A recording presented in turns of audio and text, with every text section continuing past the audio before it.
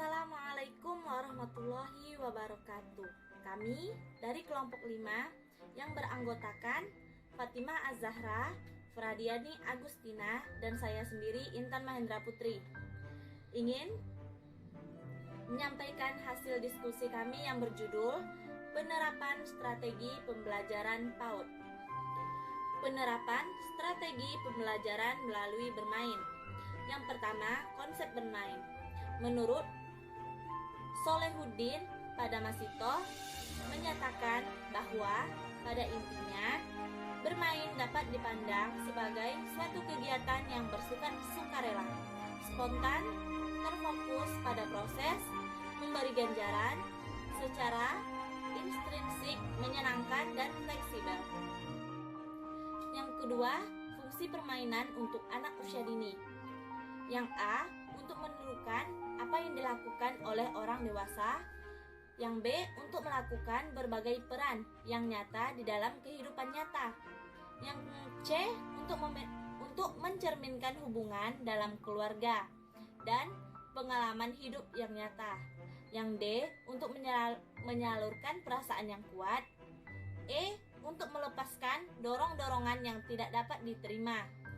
F, untuk kilas balik peran yang biasa dilakukan.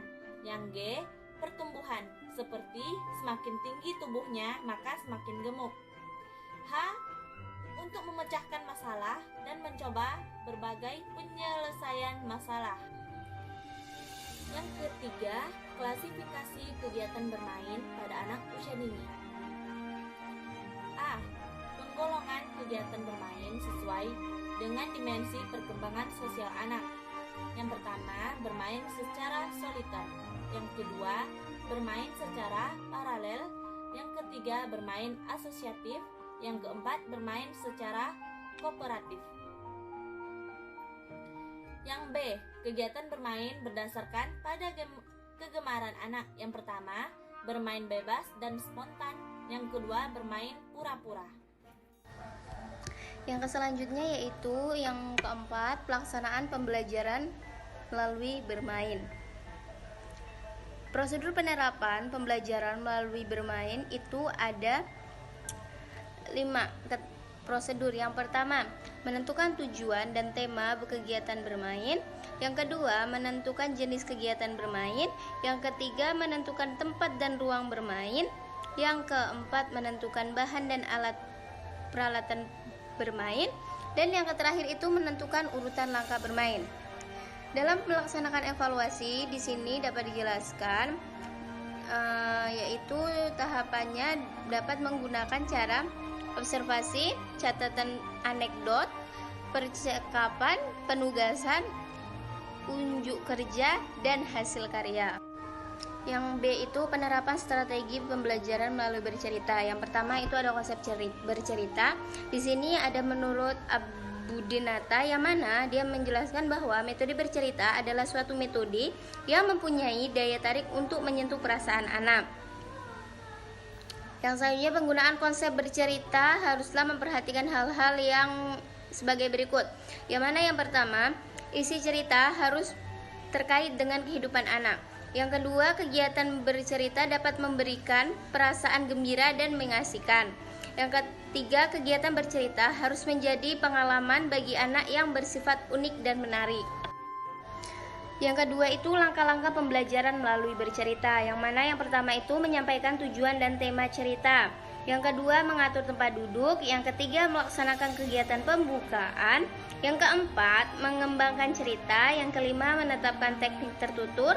Keenam, mengajukan pertanyaan yang berkaitan dengan isi cerita. Dan yang terakhir itu menetapkan rancangan penilaian kegiatan bercerita. Yang ketiga itu ada manfaat cerita, yang mana manfaatnya itu bagi anak TK mendengarkan cerita merupakan hal yang menarik. Yang kedua itu untuk menanamkan nilai-nilai positif pada anak, memberikan sejumlah pengetahuan sosial, nilai-nilai moral dan keagamaan. Dan yang selanjutnya itu memberikan pengalaman belajar untuk mendengar. Dan yang terakhir itu anak dimungkinkan untuk mengembangkan kemampuan kognitif efektif dan psikomotor. Dan kekurangan strategi pembelajaran bercerita. berkelebihan dapat meningkatkan motivasi anak untuk belajar, sangat sesuai untuk pendidikan afektif atau nilai, tidak membutuhkan banyak alat dan media pembelajaran. Kekurangannya, dalam pembelajaran ini biasanya guru lebih dominan sehingga peran aktif anak sedikit terbatas. Kemudian, guru dituntut untuk benar-benar menguasai teknik bercerita yang baik sehingga anak tertarik dengan bercerita yang dibawanya. Ini adalah penerapan strategi pembelajaran melalui bernyanyi. Pertama, konsep bernyanyi. Bernyanyi pada dasarnya merupakan bakat alamiah yang dimiliki oleh seorang individu. Manfaat bernyanyi. Bernyanyi dapat mengurangi rasa cemas, menimbulkan rasa percaya diri, menumbuhkan kreativitas anak, serta sebagai salah satu alat untuk mengungkapkan. Cukup sekian dan terima kasih. Wassalamualaikum warahmatullahi wabarakatuh.